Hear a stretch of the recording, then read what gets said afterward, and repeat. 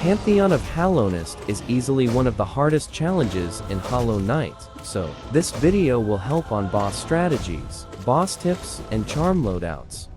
Sorry for not working on this earlier. I was busy playing Deltarune Chapter 5. Anyways, let's get on to the tips. For the best damage output and survival chances, get all masks, charm notches, and fully upgrade your nail so the Pantheon can be easier and finished quicker. Be patient with the bosses, as being too aggressive can lead to getting hit. Assuming you have 11 notches the max amount, there are quite a few charm loadouts that you could use to get far into Pantheon 5. If you care about surviving the most, use Carefree Melody, Quick Focus, Quick Slash, and Long Nail. If you have an aggressive playstyle, use Unbreakable or Fragile Strength, Quick Slash, Long Nail, and Shaman Stone. There are many other loadouts, and you can always combine two loadouts into one. The loadout I use anywhere including in Godhome is Quick Slash, Unbreakable Strength, Mark of Pride, and Unbreakable Heart, since it's a perfect balance of damage, output, and survival. Moving on, try to keep calm while in difficult fights such as Nightmare King Grim, because stress causes you to panic, resulting in getting hit or even dying. Let's continue. Dumb Defender isn't too hard, but if you want to get to the next fight quickly you can. Use Desolate Dive while he is underground to make him resurface and staggered, allowing you to get a few free hits on him. Sadly, this doesn't work on the White Defender.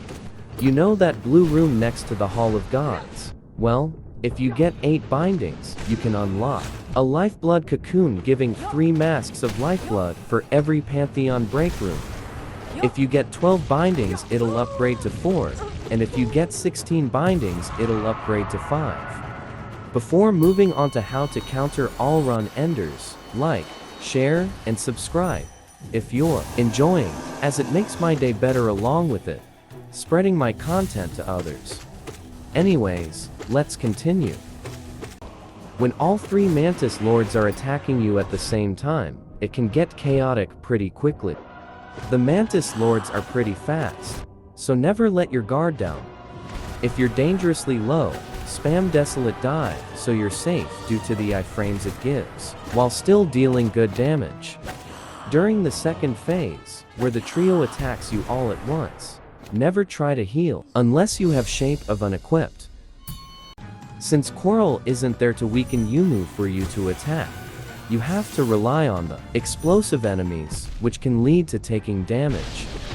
Basically, just lead Yumu to the explosive enemies, and once they are close to each other, then hit the explosive enemy to weaken Yumu.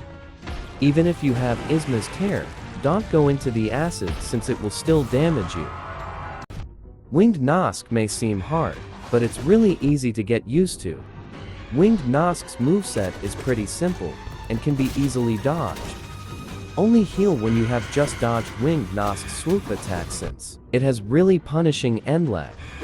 Even if Winged Nosk is off screen, the swoop attack has a sound cue that makes it clear that Nosk is about to swoop.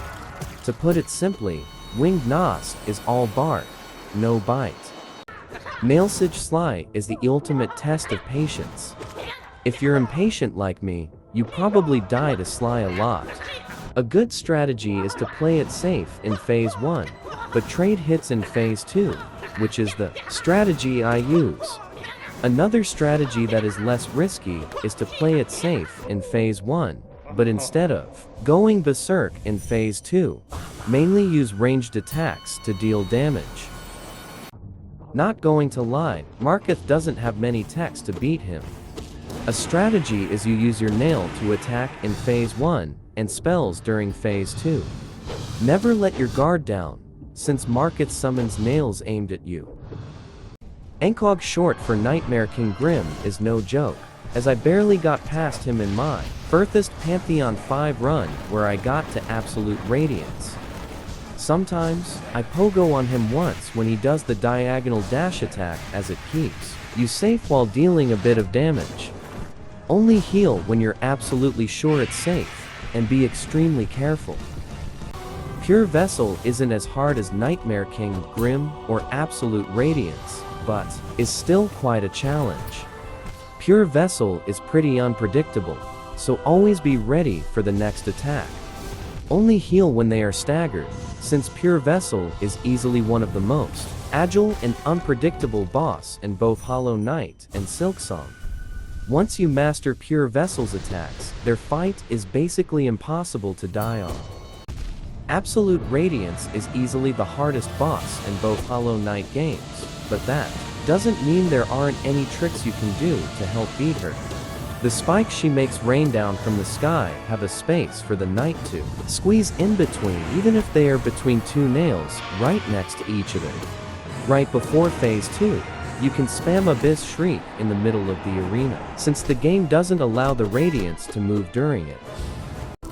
If it wasn't for the glitch, which basically gives the knight full masks, Failed Champion would have been on the run ender list I just finished due to the difficulty. No Eyes would have been on the list as well if it wasn't for the fact that you can wait for the ghosts to go or for No Eyes to teleport to you. It's just impatience that kills people.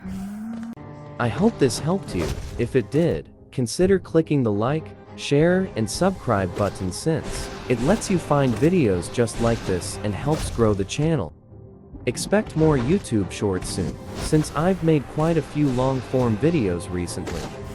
Have an amazing rest of your day, and bye.